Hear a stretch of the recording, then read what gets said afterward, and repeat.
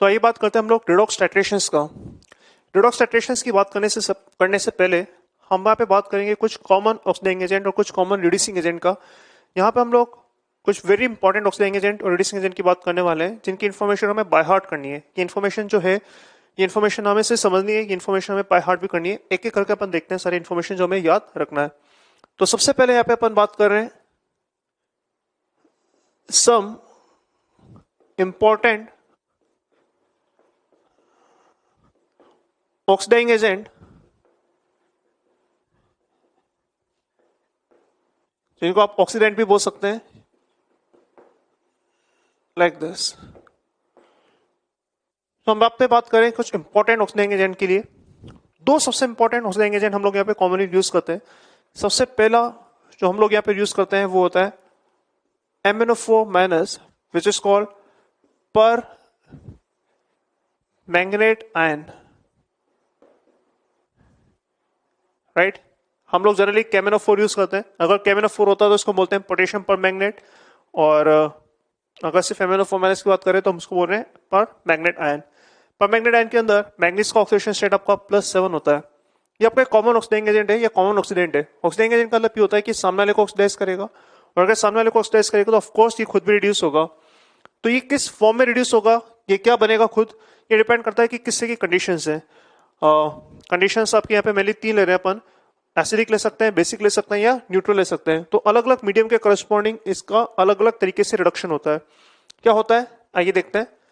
अगर मैं बात कर रहा हूं एसिडिक कंडीशंस की, रिमेंबर दिस, ये बहुत इंपॉर्टेंट पॉइंट है, मैं स्टार्ट में बात कर रहा हूं, हमें ध्यान होना चाहिए पॉइंट। अगर बात करें एसिडिक कंडीशंस की, जनरली एसिडिक कंडीशंस ही ली जाती हैं। तो एसिडिक कंडीशंस के अंदर MnO4- रिड्यूस होता है आपका Mn2+ में, मैग्नस आयन में, तो it will convert into Mn2+। हम लोग पढ़ेंगे भी इससे आगे कि मैंगनीज एसिडिक मीडियम के अंदर +2 ऑक्सीडेशन स्टेट के अंदर ही स्टेबल होता है। तो अगर किसी भी फॉर्म में होगा और कंडीशंस अगर एसिडिक मिल जाएंगी, तो एसिडिक अगर मिल जाएंगी तो एसिडिक कंडीशंस के अंदर मैंगनीज हमेशा Mn2+ की फॉर्म में ही जाना प्रेफर करता है। अगर कंडीशन एसिडिक ना होती, अगर कंडीशन न्यूट्रल होती या स्लाइटली बेसिक होती, स्लाइटली बेसिक मतलब बहुत स्ट्रॉन्ग बेसिक सॉल्यूशन नहीं है, स्लाइटली बेसिक सॉल्यूशन है, ऐसे केसेस के अंदर MnO4- खुद रिड्यूस होता है MnO2 में। और अगर आपको मान लो गिवन है कि कंडीशन स्ट्रांगली बेसिक है, अगर कंडीशन स्ट्रांगली बेसिक या अल्कलाइन सॉल्यूशन है, तो ऐसे केसेस के अंदर ये रिड्यूस होता है आपका MnO4-2-। This is called manganate ion.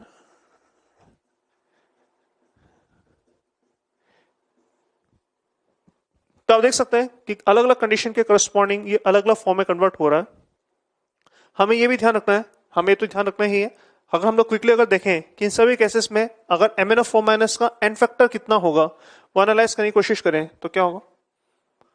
अगर आप एन फैक्टर की बात करें तो यहाँ पे ऑलरेडी +7 की स्टेट में, तो +7 से अगर +2 की स्टेट में आएगा, तो +7 से जब +2 की स्टेट में आता है 5 इलेक्ट्रॉन गेन करेगा। एक कंपाउंड अगर 5 इलेक्ट्रॉन गेन करता है तो इसका एन फैक्टर 5 होगा। देख सकते हैं क्लियरली, +7 की स्टेट में +2 में जा रहा है, तो +7 से +2 तभी जा सकता है 5 इलेक्ट्रॉन गेन करे। अगर एक मॉलिक्यूल या एक कंपाउंड 5 इलेक्ट्रॉन गेन करता है तो इसका एन फैक्टर 5 होगा। अब ये ऐसा इंफॉर्मेशन है जो हमें अच्छे से बाय हार्ट होना चाहिए। कभी भी हम लोग देखेंगे कि एसिडिक कंडीशंस है और पर मैग्नेट आपका यहाँ पर ऑक्सीडाइजिंग एजेंट है, तो हम लोग बिना सोचे समझे हम लोग एन फैक्टर लेंगे 5। ऐसा नहीं कि हमें इसमें सोचना पड़े, कि हमें रटा होना चाहिए कि ये Mn2+ की फॉर्म में जाएगा, और अगर ऐसा है तो इसका एन फैक्टर 5 होगा। अगर न्यूट्रल या स्लाइटली बेसिक कंडीशंस होती है तो मैग्नीज आपको यहाँ पे कन्वर्ट होगा MnO2 में, तो MnO4- MnO2 में कन्वर्ट हो रहा है, और इसके अंदर मैग्नीज का ऑक्सीडेशन स्टेट 4 है। तो अगर ये 7 से 4 में जा रहा है तो ऑफकोर्स 3 इलेक्ट्रॉन गेन करेगा, और अगर 3 इलेक्ट्रॉन गेन कर रहा है एक मॉलिक्यूल, तो इसका इनफैक्टर यहां पर इस केस में 3 होगा। अगर हम बात करें स्ट्रांगली बेसिक कंडीशंस के अंदर, जहां पर परमैग्नेट आपका इवेंचुअली कन्वर्ट होता है मैग्नेट आयन के अंदर, यहां पर अगर आप ऑक्सीडेशन स्टेट निकालेंगे मैग्नीज का, तो आप पाएंगे कि ये +6 में जाता है। तो अगर ये +7 में था और +6 में कन्वर्ट हो रहा है, तो 7 से 6 में आने के लिए इसको एक इलेक्ट्रॉन गेन करना होगा। एक इलेक्ट्रॉन अगर गेन कर रहा है तो इसका इनफैक्टर डेफिनेटली 1 होगा, राइट। तो यहाँ पे अपन क्लियरली देख सकते हैं कि कंडीशंस के ऊपर डिपेंड करता है कि किस फॉर्म में रिड्यूस होगा। एसिडिक कंडीशंस के अंदर Mn2+, बेसिक कंडीशंस अगर होंगी या न्यूट्रल कंडीशन होगी तो MnO2, और अगर स्ट्रांगली बेसिक कंडीशंस होंगी तो ये क्या रहेगा MnO2-। हमें कैसे पता चलेगा कि बेसिक है स्ट्रांगली बेसिक है? अगर कुछ नहीं दे रखा है तो बेसिक मानते हुए ये बनाना है, और अगर दे रखा है कि बहुत ही स्ट्रांग बेसिक कंडीशन है, डाटा वाटा की कोई जरूरत नहीं है, आपको ये मेंशन होगा सवाल के अंदर कि स्ट्रांग बेसिक कंडीशंस है। अगर स्ट्रांगली बेसिक कंडीशंस अगर होंगी तो हम लोग यहाँ पर MnO2- बना सकते हैं। आ रही बात समझ में? तो यहाँ पे इसका n फैक्टर 1 होगा, यहाँ पे n फैक्टर इसका 3 होगा, यहाँ पे इसका n फैक्टर 5 होगा। एक और चीज, MnO4- अगर आप यूज कर रहे हैं इन अ टेट्रेशन, तो यहाँ पे हमें कोई इंडिकेटर यूज नहीं करना पड़ता है, ये एक सेल्फ इंडिकेटर होता है। सेल्फ इंडिकेटर क्या होता है, इसको समझने के लिए ये बात समझ लेते हैं कि इसका सॉल्यूशन का कलर क्या होता है। तो MnO4- जो होता है ये पर्पल कलर सॉल्यूशन देता है। तो फॉर एग्जांपल इसको समझने के लिए मैं आपको समझाता हूं। जैसे मान लेते हैं कि अपने पास फेरस आयन का सॉल्यूशन है Fe2+, और यहां पर हम लोग टाइट्रेट कर रहे हैं MnO4- से। टाइट्रेट करने का मतलब आप ऊपर से ऐड कर रहे हैं MnO4- as a titrant, right. Ferrous ion का सॉल्यूशन स्लाइटली ग्रीन कलर का होता है। सिंप्लिसिटी के लिए लेट्स से मैं मान लेता हूं ये कलरलेस सॉल्यूशन है। मान लेते हैं ये कलरलेस सॉल्यूशन, इसका खुद का कोई कलर नहीं है, और MnO4- हमें मालूम है कि इसका जो सॉल्यूशन होगा वो कौन सा होगा, पर्पल कलर का होगा। तो एक्चुअली होता क्या है, जब ड्रॉप बाय ड्रॉप आप इसके अंदर MnO4- ऐड करेंगे, तो जब तक फेरस है, होता क्या है, ये MnO4- फेरस को ऑक्सीडाइज कर देगा फेरिक में, फेरिक मतलब Fe3+, और ये खुद कन्वर्ट हो जाएगा Mn2+ में। तो जब तक इसके अंदर फेरस आयन होगा, MnO4- इसको कंज्यूम करता रहेगा। MnO4- फेरस आयन को कंज्यूम करता रहेगा, और फेरस आयन को अगर कंज्यूम करता रहेगा तो MnO4- खत्म होता जाएगा। तो जब तक फेरस आयन है, MnO4- को कंज्यूम करता जाएगा, करता जाएगा, करता जाएगा, पर जैसे ही रिएक्शन कंप्लीट होगा, जैसे ही सारा फेरस आपका फेरिक में कन्वर्ट हो जाएगा, उसके बाद अगर आपने एक भी ड्रॉपलेट अगर MnO4- का इसके अंदर ऐड करा, तो वो उसको कंज्यूम करने के लिए कोई है नहीं। तो जब तक इसके अंदर फेरस है, वो MnO4- को कंज्यूम करता रहेगा, पर जैसे ही रिएक्शन कंप्लीट होगा, जैसे ही रिएक्शन कंप्लीट होता है, उसके बाद अगर आप एक भी सिंगल ड्रॉपलेट MnO4- के अंदर ऐड करेंगे, तो MnO4- ऐड करते ही उसको कंज्यूम करने के लिए अपने पास फेरस आयन नहीं होगा, और ये जो MnO4- होगा, ये MnO4- सॉल्यूशन को एक पर्पल सॉल्यूशन प्रोवाइड कर देगा। तो जैसे इक्विवेलेंस पॉइंट आएगा, आप ये डालेंगे, इसके डालते ही आपका सॉल्यूशन पर्पल कलर का हो जाएगा। तो इनिशियली सॉल्यूशन आपका कलरलेस था, और कलरलेस के बाद जैसे सॉल्यूशन आपका पर्पल होगा, हम बोलेंगे कि एंड पॉइंट आ चुका है, इक्विवेलेंस पॉइंट आ चुका है। क्यों? क्योंकि पर्पल तभी आ सकता है जब MnO4- कंज्यूम नहीं हो रहा है, और MnO4- तभी कंज्यूम नहीं होगा जब आपका सारा फेरस आपका कन्वर्ट हो जाएगा फेरिक के अंदर। तो ये एक सेल्फ इंडिकेटर का एग्जांपल था। आई होप आपको बात क्लियर हो रही होगी। सेल्फ इंडिकेटर का मतलब यहाँ पर इंडिकेशन के लिए हमें कोई एक्सटर्नल रिएजेंट या एक्सटर्नल इंडिकेटर ऐड करने की जरूरत नहीं है। सेकेंड जो इंपॉर्टेंट ऑक्सीडाइजिंग एजेंट होगा अपने लिए, वो होगा dichromate ion. Dichromate ion is Cr2O7-2 ion. Dichromate ion में अगर आप देखें तो क्रोमियम का ऑक्सीडेशन स्टेट +6 होता है, और ये किस फॉर्म में रिड्यूस होगा, अगर ऑक्सीडाइजिंग एजेंट है तो डेफिनेटली सामने वाला ऑक्सीडाइज करेगा, खुद रिड्यूस होगा। तो ये किस फॉर्म में रिड्यूस होगा डिपेंड करता है अगेन मीडियम के ऊपर। इनफैक्ट अगर मीडियम एसिडिक होगा तो ये कन्वर्ट होगा आपका क्रोमियम 3+ में। अगर मीडियम एसिडिक होता है तो ये कन्वर्ट होता है क्रोमियम 3+ में।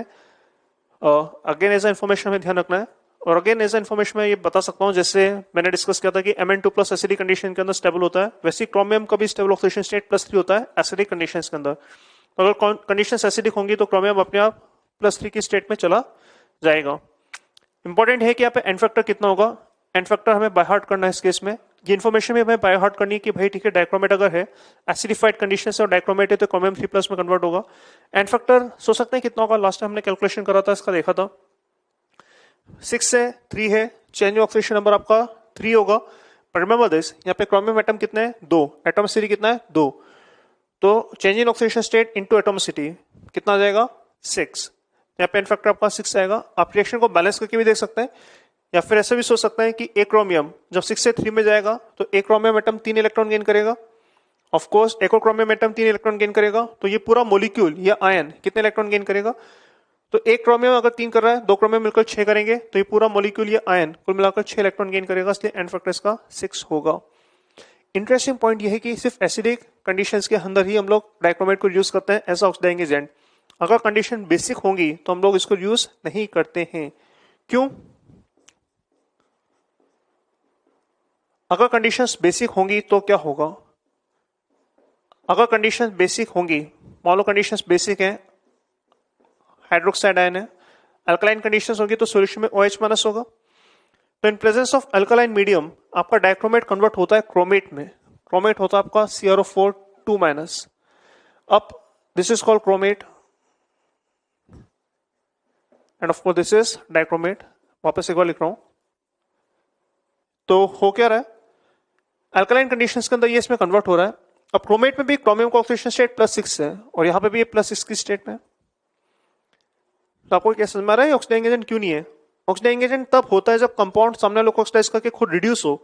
अगर कंडीशंस अल्कलाइन होंगी तो डाइक्रोमेट खुद रिड्यूस हो ही नहीं रहा, क्योंकि क्रोमियम +6 में था पहले भी, बाद में +6 में। अगर इसका खुद का रिडक्शन नहीं होगा तो ऑब्वियसली ये सामने वाले को ऑक्सीडाइज नहीं करेगा। तो अल्कलाइन कंडीशंस के अंदर dichromate will not act as a oxidizing agent simply because ये खुद रिड्यूस नहीं हो रहा। और ये रिएक्शन हमें मालूम होना चाहिए कि अल्कलाइन कंडीशंस के अंदर जो डाइक्रोमेट होता है वो कन्वर्ट हो जाएगा किसके अंदर? क्रोमेट के अंदर। इनफैक्ट ये रिएक्शन वाइस वर्सा होती है। वाइस वर्सा मतलब कंडीशंस के ऊपर डिपेंड करती है। अगर मेरे पास क्रोमेट का सॉल्यूशन है तो क्रोमेट आपका कन्वर्ट हो जाएगा डाइक्रोमेट में। क्रोमेट आपका कन्वर्ट हो जाएगा डाइक्रोमेट में कब? जब कंडीशंस एसिडिक होंगी। तो ये दोनों इक्विलिब्रियम मेंटेन करके रखते हैं। ये भी हो सकता है, ये भी हो सकता है, डिपेंड करता है। और किसका अमाउंट ज्यादा होगा डिपेंड करता है कंडीशंस के ऊपर। अगर अल्कलाइन कंडीशंस होंगी तो आपको क्रोमेट ज्यादा मिलेगा, क्योंकि अल्कलाइन कंडीशन में ये इसमें कन्वर्ट हो जाता है। और अगर कंडीशंस एसिडिक होंगी तो ये इसमें कन्वर्ट हो जाएगा, तो आपको मेनली ये मिलेगा। तो एसिडिक कंडीशंस में आपको ये मिलता है, अल्कलाइन कंडीशन में ये मिलता है। पॉइंट ये है कि अगर कंडीशंस अल्कलाइन होंगी तो अल्कलाइन कंडीशंस के अंदर dichromate will not act as a oxidizing agent. अगर शब्दों में लिखें तो हम बोल सकते हैं it will not act as a oxidizing agent in alkaline conditions। Alkaline conditions के अंदर ऐसा ये ऑक्सीडाइजिंग एजेंट जैसे बिहेव नहीं करता है। तो ये बिहेव करेगा ओनली इन एसिडिक मीडियम, और एसिडिक मीडियम में इसका फैक्टर अगेन 6 होगा। अगेन ये हमेशा information as a by heart करना है। तो ये दो इंपॉर्टेंट ऑक्सीडाइजिंग एजेंट थे which is permanganate and dichromate, जो आपको डेफिनेटली बाय हार्ट करने। इसके अलावा एक दो ऑक्सीडाइजिंग एजेंट और मैं आपको बताता हूं जो आप ध्यान रख सकते हैं, बट ऑफ कोर्स इन दोनों पे ज्यादा हमें फोकस करना होगा। इसके अलावा हम लग सकते हैं क्लोरीन। क्लोरीन कन्वर्ट होता है Cl- के अंदर। हम ले सकते हैं hypochloride ion OCl-, this is called hypochloride ion. Hypochloride ion भी कन्वर्ट होता है किसके अंदर? Cl- में। मतलब सामने वाले को ऑक्सीडाइज कर खुद रिड्यूस होंगे Cl- में। दोनों केसेस में अगर आप कैलकुलेट करें, आप कैलकुलेट करके देखना, इन दोनों केसेस के अंदर एंड फैक्टर अगर आप देखेंगे तो यहाँ पे भी क्लोरीन का एंड फैक्टर 2 आएगा और यहाँ पे भी OCl- का एंड फैक्टर 2 आएगा। यहाँ पे क्यों आएगा 2? आप देख सकते हैं ये -1 की स्टेट में है, ये 0 की स्टेट में है। चेंज ऑक्सीडेशन स्टेट आपका 1 है मैग्नीट्यूड वाइज, और सिंस 2 एटम है तो एंड फैक्टर आपका 2 हो जाएगा। एक एटम 1 इलेक्ट्रॉन गेन कर रहा है, 2 एटम मिलकर 2 इलेक्ट्रॉन गेन करेंगे, 2 इलेक्ट्रॉन गेन करें तो एंड फैक्टर 2। नीचे वाले केस के अंदर क्लोरीन आपका यहाँ पे -1 की स्टेट में है, यहाँ पे क्लोरीन आपका +1 की स्टेट में OCl- के अंदर। तो +1 से अगर -1 की स्टेट में जाएगा तो अगेन 2 इलेक्ट्रॉन गेन करेगा, एंड फैक्टर आपका 2 आएगा। तो ये भी हम लोग ध्यान रख सकते हैं। इसके अलावा अगर मैं बात करूं ब्लीचिंग पाउडर,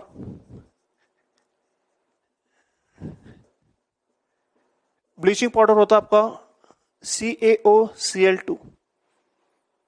ब्लीचिंग पाउडर भी एक कॉमन ऑक्सीडाइजिंग एजेंट होता है। एक्चुअली होता क्या है, इसके अंदर अपने पास जो आयंस होते हैं calcium ion, Cl- ion and OCl- ion. अगर ऑक्सीडाइजिंग एजेंट है तो खुद रिड्यूस होगा। रिड्यूस कौन होगा? क्या कैल्शियम आयन रिड्यूस होगा? नहीं, कैल्शियम आयन कभी रिड्यूस नहीं होता। ये प्लस 2 में बहुत हैप्पी है लाइफ में, ये इसी फॉर्म में रहेगा। क्या Cl- रिड्यूस होगा? ऑफ कोर्स नहीं, क्योंकि क्लोरीन ऑलरेडी -1 की स्टेट में, फर्दर इसका रिडक्शन पॉसिबल नहीं है। रिड्यूस होगा कौन? Again OCl-। तो इसके अंदर जो हाइपोक्लोराइड वाला पार्ट है, ये हाइपोक्लोराइड वाला पार्ट रिड्यूस होएगा एंड अगेन रिड्यूस होगा किसके अंदर? Cl- में। तो एक्चुअली अगर देखा जाए तो ये दोनों एक ही केस है। यहाँ पे ब्लीचिंग पाउडर में आप CaOCl2 की बात कर रहे हैं, जो कि एक आयनिक कंपाउंड, इसमें कैटायन आपका ये है और एनायन अपने पास ये 2 होते हैं। तो ये दोनों तो कुछ करेंगे नहीं, करेगा कौन? OCl-। OCl- रिड्यूस होगा आपका Cl- में, तो अगेन इसी तरह का रिएक्शन हो रहा है। और अगर इसी तरह का रिएक्शन होगा तो इसका एंड फैक्टर भी कितना आएगा? 2 आएगा। क्यों? क्योंकि एक मॉलिक्यूल कितने इलेक्ट्रॉन गेन करेगा? 2। तो ब्लीचिंग पाउडर की बात होगी तो भी हम ध्यान रख सकते हैं कि यहाँ पे OCl माइनस ही आपका ऑक्सीडाइजिंग एजेंट होगा, एन फैक्टर आपका 2 आएगा। हाइपोक्लोराइट है तो एन फैक्टर 2 आना ही है, क्लोरीन है तो भी एन फैक्टर आपका 2 आना ही है, राइट। बट इससे भी ज्यादा इंपॉर्टेंट जो हम लोगों ने पढ़े अभी वो थे आपके पोटेशियम डाइक्रोमेट या डाइक्रोमेट आयन, जिसमें एन फैक्टर आपका 6 आता है एसिडिक कंडीशंस के अंदर, और इससे पहले पर मैग्नेट जिसमें आपने देखा कि एन फैक्टर 5 आता है या 3 आता है या 1 आता है, डिपेंड करता है कि किससे की कंडीशंस की आप बात करें। आइए कुछ एग्जांपल लिखते हैं इसके ऊपर। तो जैसे हमने अभी कुछ इंपॉर्टेंट ऑक्सीडाइजिंग एजेंट की बात की थी, पर मैग्नेट, डाइक्रोमेट, हाइपोक्लोराइट, क्लोरीन वगैरह, वैसे कुछ इंपॉर्टेंट रिड्यूसिंग एजेंट की भी बात करते हैं। रिड्यूसिंग एजेंट मतलब वो जो सामने वाले को रिड्यूस करेंगे और खुद ऑक्सीडाइज होंगे। तो कुछ इंपॉर्टेंट रिड्यूसिंग एजेंट जो हम लोग देख सकते हैं, जैसे जो हम लोग कॉमनली इनकाउंटर करेंगे, कॉमनली हम लोग पढ़ेंगे, सबसे कॉमन आता है आपका फेरस आयन। फेरस आयन एक कॉमन रिड्यूसिंग एजेंट होगा, इस सामने वाले को रिड्यूस करेगा और खुद ऑक्सीडाइज हो जाएगा फेरिक आयन के अंदर, राइट। एन फैक्टर्स की भी बात करेंगे अपन, एक साथ करते हैं। पहले और भी एग्जांपल देखते हैं। तो फेरस आपका एक कॉमन रिड्यूसिंग एजेंट होगा जो कन्वर्ट होगा फेरिक में, खुद ऑक्सीडाइज होगा, सामने वाले को रिड्यूस करेगा। आई माइनस एक कॉमन ऑक्सीडाइजिंग एजेंट होता है, सो रिड्यूसिंग एजेंट होता है। आई माइनस आपका कन्वर्ट होता है I2 में। पर रिमेंबर दिस, ये होता है कंडीशंस जब एसिडिक होती हैं तब। अगर कंडीशंस एसिडिक होगी तो आई माइनस आपका I2 में कन्वर्ट होगा। अगर कंडीशंस बेसिक हैं तो हम पाएंगे कि ये IO3 माइनस में कन्वर्ट होता है, which is iodate ion. As a information हम लोग अभी इसको रटेंगे, आगे जाके हम लोग इसका लॉजिक भी देखेंगे कि ऐसा होता क्यों है, बट एज ऑफ नाउ नहीं, ठीक है। अभी एज ऑफ नाउ से हम लोग ये ध्यान रखेंगे कि आई माइनस आपका कंडीशंस एसिडिक होंगी तो I2 में कन्वर्ट होगा, अगर कंडीशंस अल्कलाइन है तो कन्वर्ट होगा IO3 माइनस के अंदर। हम एग्जांपल ले सकते हैं ऑक्सिलेट का, ये भी कॉमन एग्जांपल होगा जो आप एनकाउंटर करेंगे, पढ़ेंगे। ऑक्सिलेट आपका कन्वर्ट होता है हमेशा CO2 के अंदर। सपोज इन्हीं केसेस में एन फैक्टर की बात की जाए तो एन फैक्टर कितना होगा, तो फेरस आपका कन्वर्ट हो रहा है फेरिक में, तो +2 से अगर +3 में जाएगा तो 1 इलेक्ट्रॉन लूज कर रहा है, एन फैक्टर 1 आएगा। आई माइनस आपका I2 में कन्वर्ट हो रहा है, -1 से 0 की स्टेट में जा रहा है, -1 से 0 में अगेन 1 इलेक्ट्रॉन लूज करेगा, एक एटम है और 1 इलेक्ट्रॉन लूज कर रहा है, तो अगेन एन फैक्टर आपका इस केस में 1 हो जाएगा। और नीचे वाले केस में अगर आप देखें तो ये +5 की स्टेट में जा रहा है, तो -1 से अगर +5 की स्टेट में जाएगा तो 6 इलेक्ट्रॉन लूज करेगा और एन फैक्टर आपके 6 हो जाएंगे, है ना। कंडीशंस आमतौर पे बाय डिफॉल्ट एसिडिक होती हैं, पर अगर कोई स्पेसिफाई कर दे कि बेसिक कंडीशन है, हमें IO3 माइनस आयोडेट आयन बनाना है। ऑक्सिलेट अगर CO2 में कन्वर्ट हो रहा है, क्या होगा एन फैक्टर, आप चाहें तो रिएक्शन को बैलेंस करके देख सकते हैं। यहाँ पे 2 लगाएंगे तो कार्बन ऑक्सीजन दोनों बैलेंस हो जाएंगे, +2 इलेक्ट्रॉन करते ही रिएक्शन बैलेंस हो जाएगा। तो आप देख सकते हैं कि एक आयन 2 इलेक्ट्रॉन लूज कर रहा है, अगर एक आयन 2 इलेक्ट्रॉन लूज करेगा तो एन फैक्टर ऑक्सिलेट का यहाँ पर 2 आएगा। This is called oxalate ion, this is called oxalate ion. तो ऑक्सिलेट आयन का एन फैक्टर यहाँ पे 2 आएगा। अगर आप ऑक्सीडेशन नंबर से देखना चाहें तो भी देख सकते हैं, यहाँ पे कार्बन का ऑक्सीडेशन स्टेट एक्चुअली +3 होता है और यहाँ पे कार्बन का ऑक्सीडेशन स्टेट +4 होता है। तो चेंज इन ऑक्सीडेशन स्टेट आपका 1 होगा, और एटम है कितने, कार्बन है कितने, 2, तो एक कार्बन 1 इलेक्ट्रॉन लूज कर रहा है, 2 कार्बन मिलकर 2 इलेक्ट्रॉन लूज करेंगे, तो आप देख सकते हैं कि आपका एन फैक्टर 2 आएगा। इसके अलावा हम बात कर सकते हैं स्टेनस आयन का। स्टेनस आयन आपका हमेशा कन्वर्ट होगा स्टेनिक आयन के अंदर। एन फैक्टर की बात की जाए तो अगर 2 से 4 में जाएगा तो एन फैक्टर आएगा आपका 2, एक मॉलिक्यूल एक आयन आपका 2 इलेक्ट्रॉन लूज कर रहा है, राइट। तो ये कुछ होते हैं कॉमन। इसके अलावा एक दो एग्जांपल और ले सकता हूं, जैसे आप बात करेंगे सल्फाइड और SO2 गैस, जिसमें सल्फर आपका +4 की स्टेट में, अगर इस सामने वाले को रिड्यूस करते हैं तो ये हमेशा खुद ऑक्सीडाइज होकर आपको सल्फेट देते हैं। सल्फेट में ये +6 की स्टेट में, और सल्फाइड और SO2 में ये +4 की स्टेट में होता है। तो 4 से अगर 6 में जाएंगे तो एन फैक्टर आपका अगेन 2 का आएगा। आप एग्जांपल ले सकते हैं नाइट्राइट NO2 माइनस, कुछ एक केसेस के अंदर सामने वाले को रिड्यूस कर खुद ऑक्सीडाइज होगा, और ऑक्सीडाइज होगा तो ये देता है आपको NO3 माइनस। ये +3 से +5 में जाएगा, तो यहाँ पे +3 में है, यहाँ पर ये +5 में जा रहा है, तो 3 से 5 में जब जाएगा तो एन फैक्टर अगेन आ जाएगा आपका 2। तो ऐसे बहुत सारे एग्जांपल आप ले सकते हैं, पर ये कुछ ज्यादा कॉमन है जो हम लोग पढ़ेंगे। जैसे अगर मान लो एक एग्जांपल देखते हैं, इनफैक्ट आपके पास फेरस ऑक्सलेट है, और MnO4 माइनस या कोई ऑक्सीडाइजिंग एजेंट है जिसको ऑक्सीडाइज कर रहा है और आपसे पूछा है कि इसका एंड फैक्टर कितना होगा, सोच सकते हैं क्या होगा। तो ये जो फेरस ऑक्सलेट है इसके अंदर हमारे पास आयन का है, एक आयन आपके पास फेरस आयन और एक आयन आपके पास ऑक्सलेट आयन। ये भी ऑक्सीडाइज होगा, ये भी ऑक्सीडाइज होगा। फेरस आयन जो है वो कन्वर्ट होगा आपका फेरिक आयन में, जैसे भी अपन ने डिस्कस किया, फेरस फेरिक में कन्वर्ट होगा। और ऑक्सलेट आपका कन्वर्ट होगा किसके अंदर, CO2 में। ऑक्सलेट आपका कन्वर्ट होगा किसके अंदर, CO2 में। कितने इलेक्ट्रॉन लूज करेंगे, जब फेरस आपका फेरिक में कन्वर्ट होता है तो एक इलेक्ट्रॉन लूज होता है, जब ऑक्सलेट CO2 में कन्वर्ट होते हैं तो दो इलेक्ट्रॉन लूज होंगे। तो ये फेरस जब फेरिक में कन्वर्ट होगा एक इलेक्ट्रॉन लूज करेगा, ऑक्सलेट जब CO2 में कन्वर्ट होगा दो इलेक्ट्रॉन लूज करेगा। तो ये पूरा मॉलिक्यूल, ये एक कर रहा है, ये दो कर रहा है, पूरा मॉलिक्यूल आपके 3 इलेक्ट्रॉन लूज करेगा। तो एंड फैक्टर आपका 3 आएगा। कैसे, आप चाहे तो इसको बैलेंस भी कर सकते हैं। इनफैक्ट एटम आपने ऑलरेडी बैलेंस कर रखे हैं, अगर आप चार्ज बैलेंस करेंगे तो आप पाएंगे कि यहाँ पे 3 इलेक्ट्रॉन आ जाएगा और 3 इलेक्ट्रॉन आते हैं आप देख सकते हैं किसका एंड फैक्टर अगेन 3 आ जाएगा। आ रही बात समझ में। तो ये कुछ कॉमन इंपॉर्टेंट रिड्यूसिंग एजेंट है। अगेन फेरस ज्यादा कॉमन आता है, यहाँ पे फेरस आता है आपका, MnS भी एक कॉमन आपका होता है, ऑक्सलेट भी आपका ये कॉमन है और स्टेनस ये भी आपका कॉमन है। बाकी भी यूज हो सकते हैं पर ये कुछ ज्यादा कॉमन इंपॉर्टेंट रिड्यूसिंग एजेंट है।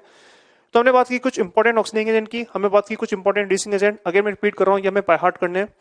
क्यों, क्योंकि इन्हीं का ये इन्फॉर्मेशन आपको देंगे नहीं, ये इन्फॉर्मेशन हमें मालूम होना चाहिए। ऐसा इन्फॉर्मेशन हमें मालूम होना चाहिए कि फेरस फेरिक में कन्वर्ट होगा, MnS I2 में ही कन्वर्ट होता है कंडीशंस अगर एसिडिक है, ऑक्सलेट CO2 में कन्वर्ट होगा, स्टेनस स्टेनिक में कन्वर्ट होगा, सल्फाइड सल्फेट में कन्वर्ट होगा, नाइट्राइड नाइट्रेट में कन्वर्ट होगा। ये सारी इन्फॉर्मेशन हमें गिवन नहीं होगी, ये इन्फॉर्मेशन हमें पता होनी चाहिए। तो जो इंपॉर्टेंट रिड्यूसिंग एजेंट है वो भी हमें बाय हार्ट करने हैं। आप इनको अच्छे से लिख सकते हैं कॉपी में सेपरेटली और याद कर सकते हैं। और इससे पहले हमने जो इंपॉर्टेंट ऑक्सीडाइजिंग एजेंट की बात की थी वो भी हमें ढंग से याद करना है, राइट। अब हम लोग कुछ एग्जांपल देखेंगे रिडॉक्स टाइट्रेशन के। तो ये कुछ एग्जांपल देखते हैं अपन रिडॉक्स टाइट्रेशन के ऊपर। तो we need to determine volume of 0.1 molar acidified permanganate solution to completely oxidize this and this। 3 cases अपने पास, 3 सवाल अपने पास, एक एक करके अपन एनालाइज करेंगे।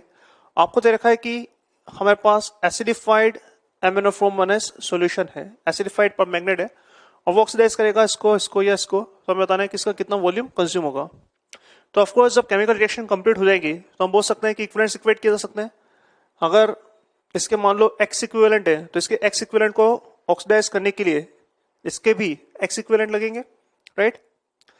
तो as per law of equivalence हम लोग इनको सॉल्व कर सकते हैं। तो ए पार्ट में अगर देखें अपन तो हम बोल सकते हैं भाई जितने इक्विवेलेंट या मिल इक्विवेलेंट परमैंगनेट के यूज होंगे उतने मिल इक्विवेलेंट फेरस सल्फेट के यूज होंगे। तो as per law of equivalence हम बोल सकते हैं कि जब रिएक्शन कंप्लीट होगा तो जितने मिल इक्विवेलेंट आपके एसिडिफाइड परमैंगनेट के होंगे उतने ही मिली इक्विवेलेंट आपके यूज होंगे किसके, फेरस सल्फेट के, राइट।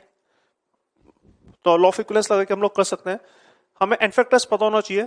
अगर एसिडिफाइड MnO4 माइनस है, क्या सोच सकता है एन फैक्टर कितना होगा। एन फैक्टर हम लोग डायरेक्टली बोल सकते हैं कि इसका एन फैक्टर होगा 5। अब हम डायरेक्टली बोल सकते हैं हमें केमिकल रिएक्शन लिखने की जरूरत नहीं है। हमें मालूम है कि कंडीशंस अगर एसिडिक होंगी तो MnO4 माइनस आपका रिड्यूस होगा Mn2 प्लस में, +7 से +2 में जाएगा, 5 इलेक्ट्रॉन गेन करेगा तो एन फैक्टर इसका 5 आएगा, right. What about ferrous sulphate, this is ferrous sulphate FeSO4। Ferrous sulphate में एन फैक्टर कितना आएगा। तो रिमेंबर दिस, सल्फेट का कोई रोल नहीं होगा इसके अंदर। सल्फेट का रोल क्यों नहीं होगा, क्योंकि सल्फेट को आप फर्दर ऑक्सीडाइज नहीं कर सकते हैं। इसके अंदर अपने पास फेरस आयन है और सल्फेट आयन है। तो सल्फेट में सल्फर ऑलरेडी प्लस इसकी स्टेट में जो कि इसका हाईएस्ट है, तो इसको तो फर्दर कोई ऑक्सीडाइज कर नहीं पाएगा क्योंकि ऑलरेडी हाईएस्ट ऑक्सीडेशन स्टेट में। बट हमें मालूम है कि फेरस आपका कन्वर्ट हो जाएगा किसके अंदर, फेरिक आयन के अंदर। तो अगर फेरस फेरिक में कन्वर्ट हो रहा है तो ये एक इलेक्ट्रॉन लूज करेगा। आई होप आपको क्लियर हो रहा होगा। तो फेरस सल्फेट की जब बात करेंगे तो सल्फेट को आप नेग्लेक्ट कर सकते हैं क्योंकि सल्फेट का कोई रोल नहीं होगा। सल्फेट ऑलरेडी प्लस इसकी स्टेट में, सल्फर ऑलरेडी प्लस इसकी स्टेट में, तो कुछ हो नहीं सकता। बट जो फेरस है वो आपका फेरस से कन्वर्ट हो जाएगा फेरिक में, तो एक इलेक्ट्रॉन लूज करेगा। तो एन फैक्टर कितना आना चाहिए इसका, इसका एन फैक्टर आएगा 1 बाय 1, सिंपली बिकॉज एक इलेक्ट्रॉन ये लूज कर रहा है। तो हम क्या कर सकते हैं, मोलिक्यूलर इक्वेट कर सकते हैं। तो परमैंगनेट की बात की जाए, वॉल्यूम मान लेते हैं VML है, तो VML वॉल्यूम है और 0.1 मोलर सॉल्यूशन है। तो मोलरिटी को वॉल्यूम से जब मल्टीप्लाई करते हैं तो हमें मिलीमोल्स मिलता है।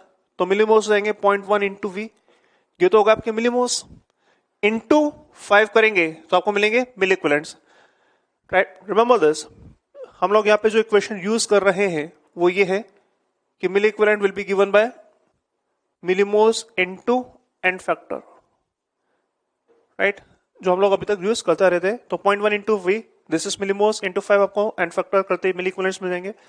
फेरस सल्फेट की बात की जाए 100 ml 0.1 molar, 100 ml 0.1 molar, millimoles रहेंगे 10, तो इसके मिलीमोल्स 10 है और एन फैक्टर अभी हमने डिस्कस किया 1 है।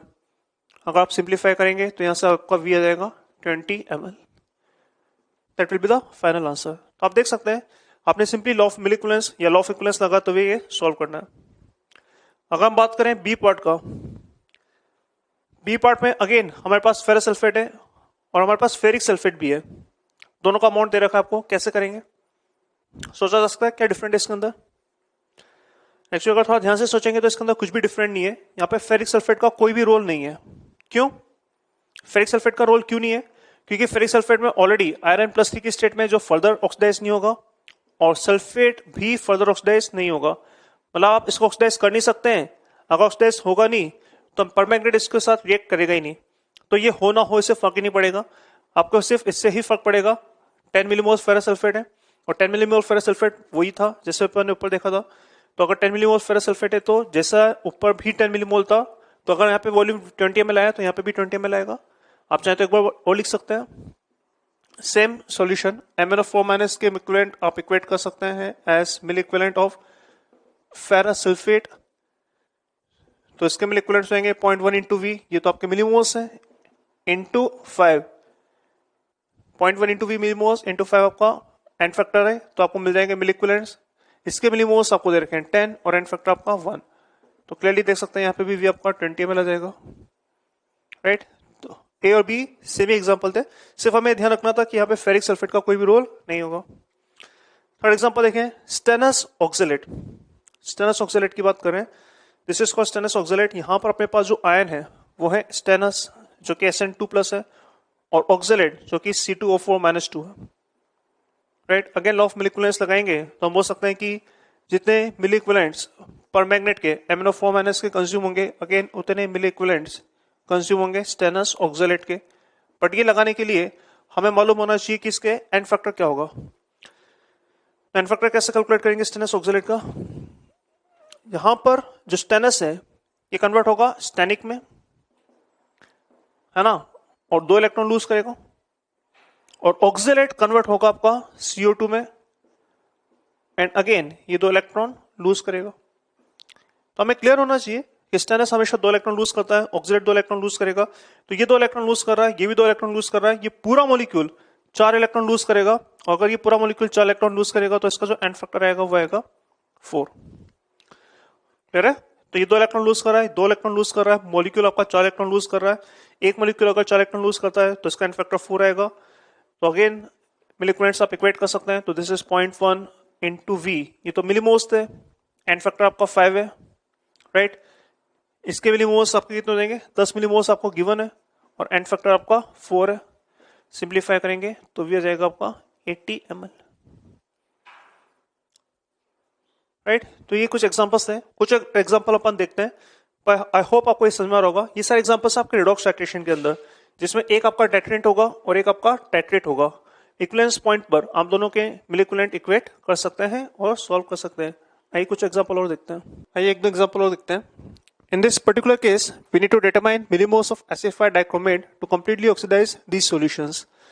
तो अगर मेरे पास 4 केसेस हैं और हमें बताना है कि कितना मिलीमोल डाइक्रोमेट का लगेगा ताकि आप इनको ऑक्सीडाइज कर सकें। तो अगेन इनके बीच में रिएक्शन कंप्लीट होगी और रिएक्शन जब कंप्लीट होगी तो हम लोग मिली इक्विवेलेंट्स इक्वेट कर सकते हैं। रिमेंबर दिस, मिली इक्विवेलेंट की बात करने से पहले जब आप एसिडिफाइड डाइक्रोमेट की बात कर रहे हैं तो आपको ये क्लियर होना चाहिए कि एन फैक्टर इसका 6 होगा। अभी हमें एज अ इन्फॉर्मेशन डायरेक्टली रटा होना चाहिए जैसा हमने देखा था। अब इंपॉर्टेंट नॉक्स देंगे इनके अंदर कि डाइक्रोमेट का एन फैक्टर हमेशा 6 आएगा अगर कंडीशंस ऐसे लिखे तो। मिलीमोल्स मान लेते हैं कि A मिलीमोल्स है जो हमें कैलकुलेट करना है। देखते हैं एक एक कर। तो A पार्ट में हमें पास यहां पर H2O3-2 है, this is called thiosulphate ion. अब हमें ये इंफॉर्मेशन यहाँ पे गिवन नहीं है कि ये किस फॉर्म में कन्वर्ट होगा, पर क्या ये इंफॉर्मेशन हमें चाहिए? एग्जैक्टली नहीं, एक्चुअली नहीं। क्यों? क्योंकि यहां पर हमें नॉर्मलिटी गिवन है और वॉल्यूम इन ml गिवन है। क्या मतलब है इसका, देखते हैं। पहले हम लोग लिख सकते हैं कि जब एंड पॉइंट आएगा तो हम बोल सकते हैं कि जितने मिल इक्विवेलेंट्स आपके डाइक्रोमेट के यूज होंगे उतने ही मिल इक्विवेलेंट्स हम बोल सकते हैं कि कंज्यूम होंगे किसके, थायोसल्फेट के, राइट। और मिल इक्विवेलेंट्स टू डाइक्रोमेट कैसे मिलेंगे, तो आप इसको लिख सकते हैं मिलीमोस, तो ए मिलीमोस है तो ए इनटू एन फैक्टर जो कि इस केस में 6 है तो ए इंटू 6। आई होप आपको क्लियर हो होगा। तो मिलीमोस इंटू एन फैक्टर आपको डायरेक्टली दे देगा मिल इक्विवेलेंट्स। और नीचे वाले केस में आपको अगर थायोसल्फेट की बात करें तो आपको नॉर्मलिटी गिवन है और वॉल्यूम इन एमएल गिवन है। अगर रिकॉल करें लास्ट टाइम हमने पढ़ा था कि नॉर्मलिटी को वॉल्यूम इन एमएल से डायरेक्टली मल्टीप्लाई कर भी आपको मिलीमोस मिलते हैं। जैसे मोलरिटी को वॉल्यूम इन एमएल से मल्टीप्लाई करने पे आपको मिलीमोस मिलते हैं, मोलरिटी को वॉल्यूम इन एमएल से मल्टीप्लाई करने पे जैसे आपको मिलीमोस मिलते हैं, वैसे नॉर्मलिटी को वॉल्यूम इन एमएल से मल्टीप्लाई करने पे आपको डायरेक्टली मिल इक्विवेलेंट्स मिलेंगे। तो अगर नॉर्मलिटी है और वॉल्यूम इन एमएल है तो डायरेक्टली मल्टीप्लाई करके आपको मिल इक्विवेलेंट्स मिल जाएंगे। तो 100 ml 0.1 नॉर्मल दोनों को मल्टीप्लाई करें मिल इक्विवेलेंट्स मिल जाएंगे। तो मिल इक्विवेलेंट्स हो जाएंगे आपके 100 इंटू 0.1। यहाँ पे लिख सकते हैं हम लोग क्या यूज कर रहे हैं, milli equivalents will be given as normality into volume in ml. इस रिलेशन को हम लोग यूज कर रहे हैं, बस इतना ही करना है। तो आप यहाँ से देख सकते हैं ये हो जाएगा 10 और ये हो जाएगा 6, तो ये हो जाएगा आपका 10/6। This is A part, right. B part की बात करें अपन, सोडियम सल्फाइड है अपने पास। सोडियम सल्फाइड में अपने पास आयंस क्या है, Na+ जो कि फर्दर ऑक्सीडाइज नहीं होता। दूसरा आयन है अपने पास सल्फाइड। सल्फाइड हमें पता होना चाहिए कि कन्वर्ट होगा किसके अंदर, सल्फेट में। जो सल्फाइड होता है इसमें सल्फर +4 की स्टेट में होता है और सल्फेट में आपका +6 की स्टेट में होता है। तो Na+ का तो कुछ होना नहीं है और सल्फाइड आपका सल्फेट में कन्वर्ट होगा, तो आप बोल सकते हैं कि इसका जो एंड फैक्टर आएगा, इसका एंड फैक्टर आएगा आपका 2। 2 क्यों, क्योंकि जब सल्फाइड सल्फेट में जाएगा 4 से 6 में आएगा तो एंड फैक्टर 2 आ जाएगा। तो अगेन आप मिल इक्विवेलेंट्स इक्वेट कर सकते हैं। हम बोल सकते हैं कि अगेन जितने मिल इक्विवेलेंट्स आपके डाइक्रोमेट के होंगे उतने ही मिल इक्विवेलेंट्स आपके कंज्यूम होंगे किसके, सोडियम सल्फाइड के, विच इज Na2SO3। तो मिल इक्विवेलेंट्स कैसे निकलेंगे, ए मिलीमोस है एंड फैक्टर 6 है तो ये इसके मिल इक्विवेलेंट्स है। इसके मिलीमोस आपको दे रखे हैं 10 और एंड फैक्टर आपका 2, तो मिलीमोस आपके 10 है और एंड फैक्टर आपका 2 होते हुए आप इस तरह से इसके मिल इक्विवेलेंट इक्वेट कर सकते हैं। सिंप्लीफाई कर आप ये निकाल सकते हैं, तो ये हो जाएगा आपका 20/6 या 10/3, राइट। बात करते हैं अपन सी पार्ट की। सी पार्ट पे अपने पास आ रहा है मोर्स सॉल्ट। तो मोर्स सॉल्ट का पहले एक्चुअली फॉर्मूला पता होना चाहिए कि मोर्स सॉल्ट होता क्या है। Mohr's salt is also known as ferrous ammonium sulphate.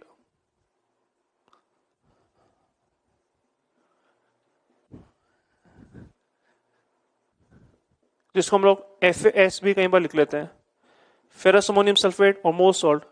Actually इसका जो कंपोजिशन होता है या फॉर्मूला होता है वो होता है FeSO4 dot ammonium sulphate dot 6H2, ferrous sulfate dot ammonium sulfate dot 6H2। This is the formula of Morse salt, right? तो क्या करेंगे इसके अंदर, यहां पर हमारे पास क्या क्या है, क्या पानी ऑक्सीडाइज होगा, पानी ऑक्सीडाइज नहीं होगा। क्या सल्फेट ऑक्सीडाइज होगा, सल्फेट ऑक्सीडाइज नहीं होगा। अमोनियम आयन ऑक्सीडाइज हो सकता है पर इसको भी हम लोग तब तक ऑक्सीडाइज नहीं करेंगे जब तक आपको कुछ इन्फॉर्मेशन गिवन ना हो। जनरली अमोनियम को ऑक्सीडाइज करने में थोड़ा फाइट होता है।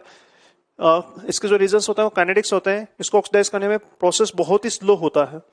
तो अमोनियम आयन जब तक ऑक्सीडाइज नहीं करेंगे जब तक आपको इन्फॉर्मेशन गिवन ना हो कि किस फॉर्म में कन्वर्ट हो रहा है, तो अमोनियम आयन को भी हम लोग ऑक्सीडाइज नहीं करेंगे। क्यों, क्योंकि इसको ऑक्सीडाइज करने में बहुत टाइम लगता है, हम नहीं करते हैं।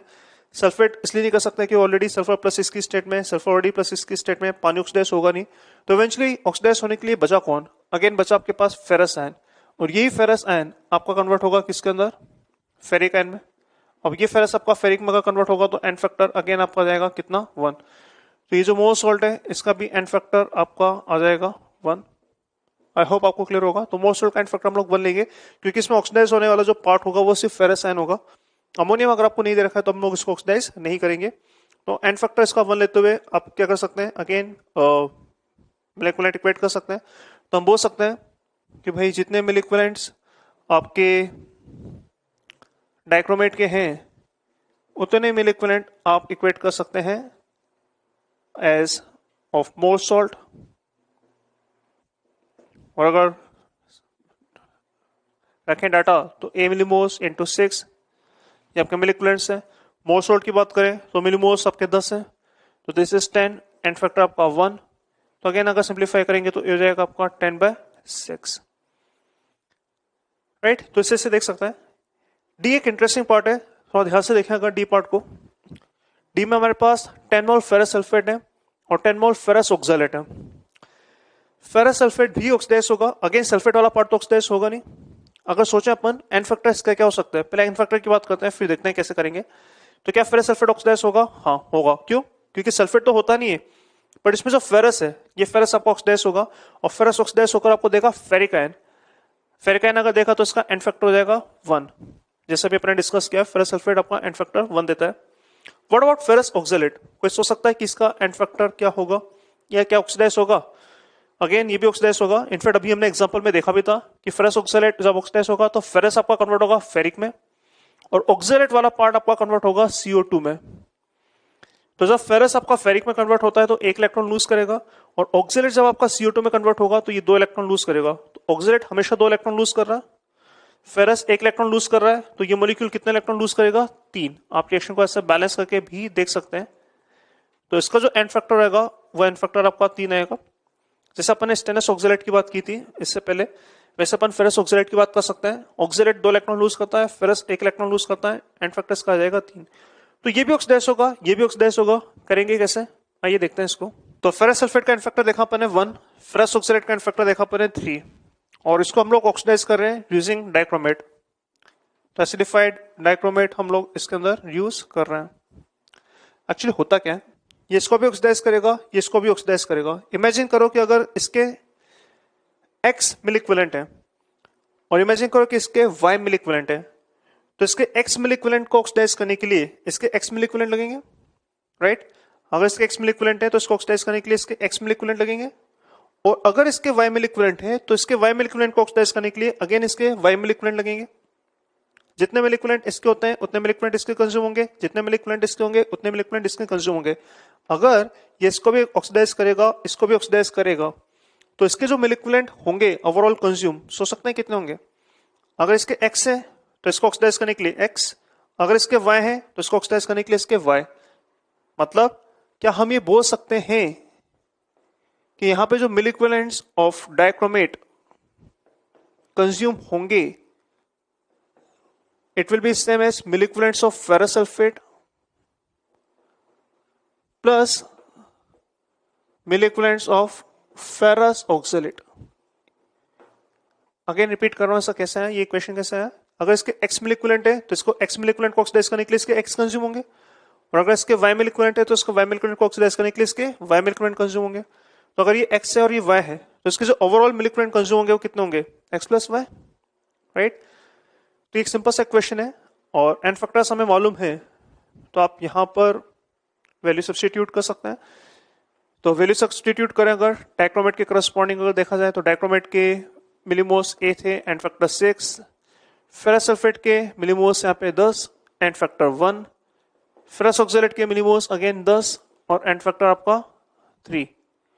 तो 6A this is 10 plus 30 this is 40, तो ये हो जाएगा आपका 40/6, यह हो जाएगा आपका 20/3,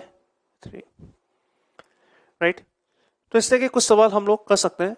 ये सारे सवाल थे आपके रेडॉक्स टाइट्रेशंस के ऊपर, जिसमें हम लोग ऑक्सीडाइजिंग एजेंट यूज कर रहे हैं, या तो डाइक्रोमेट या फिर परमैग्नेट। आइए एक दो सवाल और करके देखते हैं।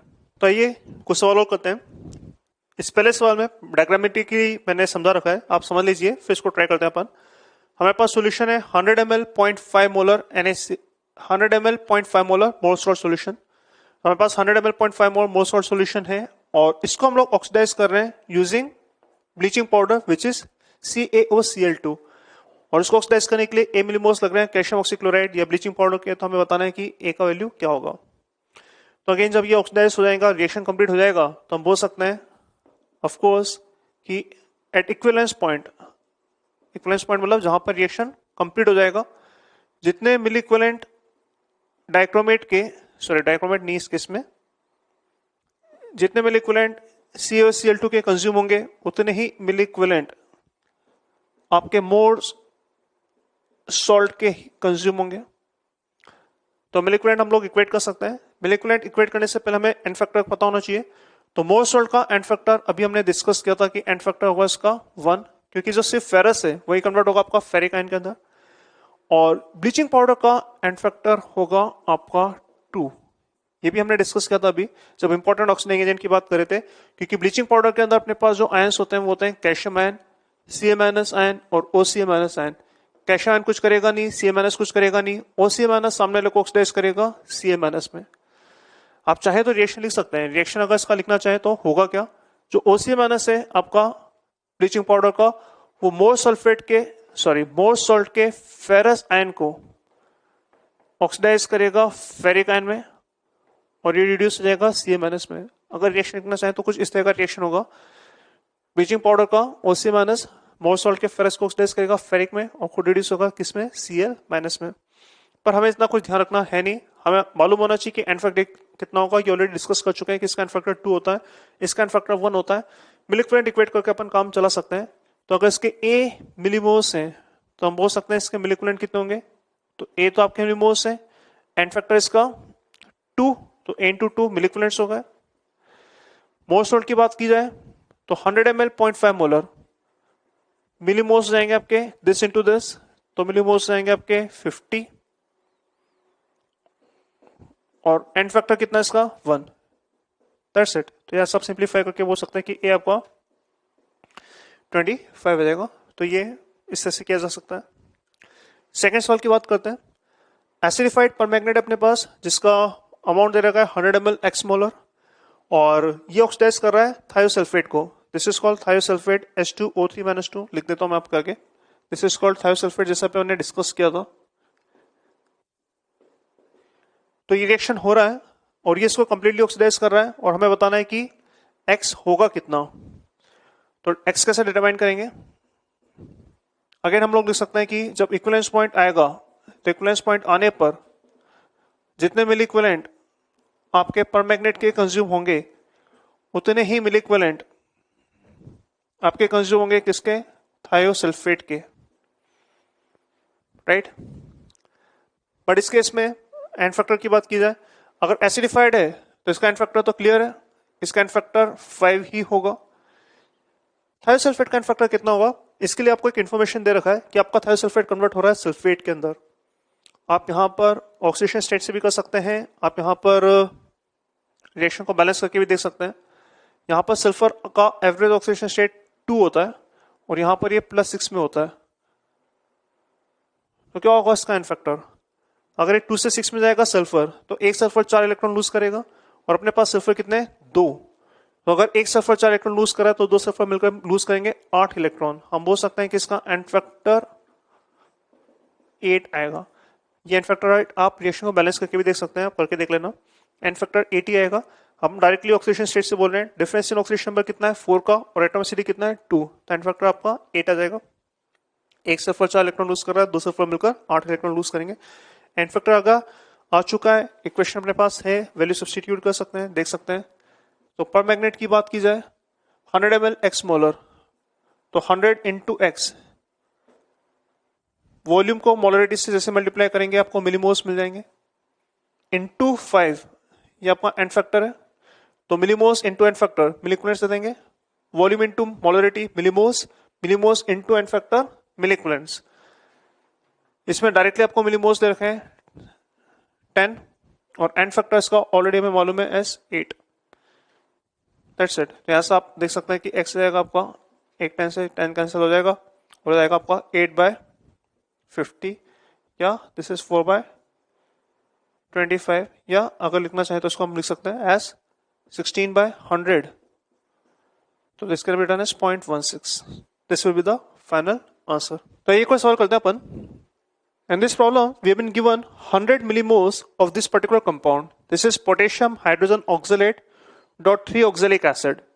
तो ये कंपाउंड दे रखा है और इस कंपाउंड के बारे में आपसे कुछ पूछा रहा है। क्या पूछा रहा है, जैसे ए पार्ट में आपसे पूछा रहा है कि इस कंपाउंड के साथ कंप्लीट रिएक्शन करने के लिए कितने मिलीमोल्स कैल्शियम हाइड्रोक्साइड कंज्यूम होंगे। तो need to determine millimoles of calcium hydroxide for complete reaction with above compound. B part में अगेन सेम सवाल है बट मिलीमोल्स आपसे पूछा रहा है एसिडिफाइड परमैंगनेट का for complete reaction with above compound. और सी पार्ट में भी मिलीमोल्स ऑफ एसिडिफाइड MnO2 पूछा रहा है for complete reaction with above compound. तो ये तीनों इंडिविजुअली इसके साथ रिएक्ट करेंगे और आपको पूछा रहा है कि किसका कितना अमाउंट कंज्यूम होगा, कितना मिलीमोल्स कैल्शियम हाइड्रोक्साइड का होगा, कितना मिलीमोल्स एसिडिफाइड परमैंगनेट का होगा और कितना मिलीमोल्स एसिडिफाइड MnO2 का यूज होगा अगर हम लोग इसके साथ इसका रिएक्शन करवाएं। तो इंटरेस्टिंग सवाल है, देखते हैं क्या होगा। सबसे पहले अपन बात करें ए पार्ट का, जहां पे अपन रिएक्शन कर रहे हैं कैल्शियम हाइड्रोक्साइड के साथ। तो ऑफकोर्स जब इनके बीच में रिएक्शन कंप्लीट हो जाएगी तो इक्विवेलेंस पॉइंट पर इनके इक्विवेलेंट इक्वेट कर सकते हैं। मान लो इस पूरे कंपाउंड को मैं कंपाउंड ए ले लेता हूं, दिस इज कंपाउंड ए। तो मैं बोल सकता हूं कि जितने मिल इक्विवेलेंट ए के कंज्यूम होंगे उतने ही मिल इक्विवेलेंट कैल्शियम हाइड्रोक्साइड के होंगे कंज्यूम। इंटरेस्टिंग पॉइंट क्या है, इंटरेस्टिंग पॉइंट यह है कि यहाँ पे नेचर ऑफ रिएक्शन क्या होगा। आपको यहाँ पे नेचर ऑफ रिएक्शन समझ में आना चाहिए। कैल्शियम हाइड्रोक्साइड यहां पर बिहेव करेगा एज अ बेस और ये बिहेव करेगा एज अ एसिड। यहां पर जो रिएक्शन होगा वो ए पार्ट के अंदर एसिड बेस रिएक्शन होगा। एसिड बेस रिएक्शन क्यों? कि ऑफ कोर्स कैल्शियम हाइड्रोक्साइड आपको यहाँ पे बेस जैसे बिहेव कर रहा है ना, और ये जो ए होगा ऑफ कोर्स यहाँ पर एसिड जैसे बिहेव करेगा। एसिड जैसे बिहेव क्यों कर रहा है? तो इसके पास एसिडिक हाइड्रोजन है। क्या आप इमेजिन कर सकते हैं कि इसके पास कितने एसिडिक हाइड्रोजन होंगे या कितने H+ ये लूज कर सकता है? तो ऑक्जेलिक एसिड के अंदर ये डायबेसिक एसिड होता है, ये ऑक्जेलिक एसिड होता है, ये दोनों हाइड्रोजन लूज कर सकता है। तो जितने भी हाइड्रोजन होंगे वो सारे एसिडिक होंगे यहाँ पे। अगर ये एक ऑक्जेलिक एसिड होता तो 2 H+ होते हैं, 3 ऑक्जेलिक एसिड की वजह से यहाँ पे 6 H+ ये लूज करेगा। और ये पोटेशियम हाइड्रोजन ऑक्जेलेट ये भी फर्दर 1 H+ लूज कर सकता है। तो 1 H यहां से आप लूज कर सकते हैं, 6 H आप यहां से लूज कर सकते हैं। आप क्लियरली देख सकते हैं कि कितने H+ लूज करेगा। एक हाइड्रोजन यहां से, 6 हाइड्रोजन यहां से, तो इसका जो बेसिक या बेसिसिटी होगा वो का 7, ये 7 H+ लूज कर सकता है। और अगर 7 H+ लूज कर सकता है तो अगर ऐसा एसिड बिहेव करेगा तो हम बोल सकते हैं कि इसका एन फैक्टर होगा 7। बहुत इंपॉर्टेंट है ये जानना कि एन फैक्टर 7 होगा। एन फैक्टर 7 होगा अगर हम बात करें एसिड बेस्ड रिएक्शन का, क्योंकि कैल्शियम हाइड्रोक्साइड बेस है और ये एसिड अगर जैसे बिहेव करेगा तो यहाँ पे जितने ये हाइड्रोजन लूज कर सकता है वही आपका इसका एन फैक्टर होगा। 6 हाइड्रोजन यहाँ से, एक यहाँ से, एन फैक्टर आपका 7 आएगा। कैल्शियम हाइड्रोक्साइड की बात करें तो कैल्शियम हाइड्रोक्साइड का एन फैक्टर हमेशा 2 होगा, क्योंकि ये 2 H- लूज कर सकते हैं। तो राइट, हम लोग क्या कर सकते हैं, मिल इक्विवेलेंट इक्वेट कर सकते हैं। अगर मान लेते हैं कि इसके मिल इक्विवेलेंट x है, सॉरी मिलीमोल्स अगर x है तो इक्वेशन क्या लिख सकते हैं, मिल इक्विवेलेंट्स ऑफ A कैसे लिखेंगे, इसके मिलीमोल्स है 100, तो 100 तो भाई मिलीमोल्स है, तो 100 मिलीमोल्स इसके, एन फैक्टर इसका है 7, तो 100 into 7 this will B mill equivalent of A। Calcium hydroxide के मिलीमोल्स मैंने मान लिए x और एन फैक्टर आपका 2, तो मिलीमोल्स आपके x है और एन फैक्टर 2 होने की वजह से मिल इक्विवेलेंट इतने हो जाएंगे। दैट्स इट, इसको ऐड कर सकते हैं। x जाएगा आपका 700/2, मतलब x जाएगा आपका 350। आई होप आपको क्लियर हो रहा होगा कैसे अपन कर रहे हैं अप्रोच, राइट। तो मिल इक्विवेलेंट इक्वेट करना है। मिल इक्विवेलेंट इक्वेट करने के लिए आपको मिलीमोल्स और एन फैक्टर पता होना चाहिए। कैल्शियम हाइड्रोक्साइड का एन फैक्टर 2 ही रहेगा, इसका एन फैक्टर इस पर्टिकुलर केस में 7 रहेगा क्योंकि 7 एसिडिक हाइड्रोजन है। क्या बी पार्ट भी ऐसे ही होगा? बी पार्ट की बात करें, बी पार्ट भी ऐसे होगा। बी पार्ट में हम लोग बात करें मिलीमोल्स ऑफ एसिडिफाइड परमैंगनेट, तो अगेन इसका इसके साथ रिएक्शन कर रहे हैं तो हम बोल सकते हैं कि जितने मिल इक्विवेलेंट्स MnO4- के कंज्यूम होंगे उतने ही मिल इक्विवेलेंट्स कंज्यूम होंगे कंपाउंड ए के, राइट। अब एसिडिफाइड परमैंगनेट का जो एन फैक्टर होता है वो डेफिनेटली आपका यहां पर 5 होगा, इसमें कोई डाउट ही नहीं है। पर क्या आप सोच सकते हैं कि ए का जो एन फैक्टर होगा इस पर्टिकुलर केस में वो कितना होना चाहिए, राइट कितना होगा? क्या 7 होगा? अगर ऊपर 7 है तो इसमें भी 7 होना चाहिए, क्या ऐसा बोल सकते हैं? एक्चुअली नहीं। अगर थोड़ा ध्यान से देखेंगे तो आप पाएंगे कि इसका एन फैक्टर 8 आएगा। वाई 8? क्योंकि ये जो रिएक्शन है ये रिएक्शन आपका एक रिडॉक्स रिएक्शन है। MnO4- आपका एक ऑक्सीडाइजिंग एजेंट है और ये ऑक्सीडाइज कर सकता है। किसको ऑक्सीडाइज कर सकता है? इसमें किसको ऑक्सीडाइज कर सकता है? क्या K+ को कर सकता है? नहीं, K+ को ऑक्सीडाइज नहीं कर सकता है क्योंकि पोटेशियम +1 ही शो करता है। क्या हाइड्रोजन को कर पाएगा? नहीं, हाइड्रोजन को नहीं कर सकता क्योंकि हाइड्रोजन अगेन +1 के ऊपर नहीं जा सकता। क्या ऑक्सीलेट को कर सकता है? हाँ, ऑक्सीलेट को ऑक्सीडाइज कर सकता है। ऑक्सीलेट को ऑक्सीडाइज करके कन्वर्ट कर सकता है किसके अंदर? CO2 में। हमारी बात समझ में? तो जैसे अपन ऑक्सीलेट को ऑक्सीडाइज कर सकते हैं, यहाँ पे ऑक्सीलेट है, यहाँ पे भी ऑक्सीलेट है, तो जितने भी ऑक्सीलेट है इनको ऑक्सीडाइज कर देगा। तो एन फैक्टर 8 किससे है? ऑक्जेलेट का एन फैक्टर तो 2 होता है। आप देख सकते हैं इसके एक मॉलिक्यूल में 4 ऑक्जेलेट आयन है। एक ऑक्जेलेट आयन आपको यहां से मिलेगा और 3 ऑक्जेलेट आयन आपको यहां से मिलेंगे। तो एक ऑक्जेलेट यहां से, 3 ऑक्जेलेट आपको यहां से, टोटल ऑक्जेलेट आयन आप जाएंगे आपके 4। एक ऑक्जेलेट आपका CO2 में अगर कन्वर्ट होता है तो 2 इलेक्ट्रॉन लूज करता है, लाइक दिस। तो अगर 4 ऑक्जेलेट आयन है तो मिलकर कितने इलेक्ट्रॉन लूज करेंगे? 8। तो ये एक सिंगल मॉलिक्यूल 8 इलेक्ट्रॉन लूज करेगा रिडॉक्स रिएक्शन के अंदर। अगर 8 इलेक्ट्रॉन लूज करेगा तो इसका फैक्टर 8 होगा। आई होप आपको क्लियर हो रहा होगा। ऊपर 7 इसलिए था क्योंकि वहां पर एसिड बेस्ड रिएक्शन था, ये रिडॉक्स रिएक्शन है, यहाँ पर ये 8 इलेक्ट्रॉन लूज करा तो इनफैक्टर इसका 8 आएगा। तो अगर इनफैक्टर में क्लियर है तो इसके बाद वैसे ही करना है जैसे अपन नॉर्मल वे में करते हैं। आप MnO4- की बात करें, मान लेते हैं कि इसके मिलीमोल्स Y है, तो मिलीमोल्स Y है और एन फैक्टर है इसका 5। कंपाउंड A की बात करें, मिलीमोल्स है 100 और एन फैक्टर है इसका 8। तो Y जाएगा आपका 800/5, 800/5 हो जाएगा आपका 160, राइट। सी पार्ट की बात करें, सी पार्ट में हम बात करें एसिडिफाइड MnO2। MnO2 की बात हमने पहले नहीं की, पर फिर भी हम सोच सकते हैं कि MnO2 भी एक ऑक्सीडाइजिंग एजेंट होगा। ये सामने वाले को ऑक्सीडाइज करेगा और खुद कन्वर्ट होगा किसके अंदर? अगेन Mn2+ में। क्यों, कैसे पता? अगर कॉल करें, हम डिस्कस कर चुके हैं कि जो मैग्नीज का स्टेबल ऑक्सीडेशन स्टेट होता है वो +2 होता है एसिडिक कंडीशंस के अंदर। तो अगर कंडीशंस एसिडिक होंगी तो मैग्नीज किसी भी फॉर्म में होगा वो कन्वर्ट हो जाएगा किसके अंदर? Mn2+ के अंदर। तो यहाँ पर मैग्नीज आपका इनिशियली +4 की स्टेट में था, बट कंडीशन अगर एसिडिक होंगी तो कन्वर्ट होगा Mn2+ में। तो MnO2 भी एक डिसेंट इनफ ऑक्सीडाइजिंग एजेंट होता है, ये भी एक अच्छा खासा ऑक्सीडाइजिंग एजेंट होता है, और कंडीशंस अगर एसिडिक होंगी तो कन्वर्ट हो जाएगा Mn2+ में। क्या सोच सकते हैं कि इसका एन फैक्टर कितना होगा? इसका एन फैक्टर आएगा 2। वाई? क्योंकि मैग्नीज आपका +4 की स्टेट में, और +4 से अगर रिड्यूस हो रहा है +2 के अंदर, तो एक मैग्नीज 2 इलेक्ट्रॉन गेन करेगा, एन फैक्टर आपका 2 आएगा। तो अगेन हम कर सकते हैं कि जितने मिल इक्विवेलेंट्स ए के कंज्यूम होंगे उतने ही मिल इक्विवेलेंट्स MnO2 के कन्वर्ट कंज्यूम होंगे। अगेन ये रिएक्शन आपका एक रिडॉक्स रिएक्शन है। रिडॉक्स रिएक्शन क्यों? क्योंकि MnO2 आपका यहां पर एक ऑक्सीडाइजिंग एजेंट है। MnO2 आपका यहाँ पे एक ऑक्सीडाइजिंग एजेंट है जो सामने वाले को ऑक्सीडाइज करेगा, इसको ऑक्सीडाइज करेगा, ये इलेक्ट्रॉन लूज करेगा। कितने इलेक्ट्रॉन लूज करेगा? 8, जैसे भी अपन ने डिस्कस किया। तो अगेन इसका जो एन फैक्टर होगा वो 8 होगा, और इसका एन फैक्टर जैसा भी अपन ने डिस्कस किया कितना आएगा? 2 आएगा, क्योंकि ये कन्वर्ट होगा Mn2+ में। तो आप इक्वेट कर सकते हैं, इसके मिल इक्विवेलेंट थे 100, मिलीमोल्स थे 100 × 8 जाएंगे इसके मिल इक्विवेलेंट्स। MnO2 मान लेते हैं कि इसके मिलीमोल्स Z है, तो अगर इसके Z मिलीमोल्स है तो Z तो आपके इसके मिलीमोल्स हो गए, एन फैक्टर इसका 2, ये इसके मिल इक्विवेलेंट्स हो जाएंगे। तो यहां से आप देख सकते हैं 800/2, तो Z हो जाएगा आपका 400, राइट। तो ये वैल्यू था, तो Z आ जाएगा आपका 400, वह जाएगा आपका 160, और A आपका आया था, या X आपका आया था 350। तो एक इंटरेस्टिंग सवाल था, इससे के सवाल भी हमसे पूछा जा सकते हैं, केयरफुली हम लोग इनको सॉल्व कर सकते हैं।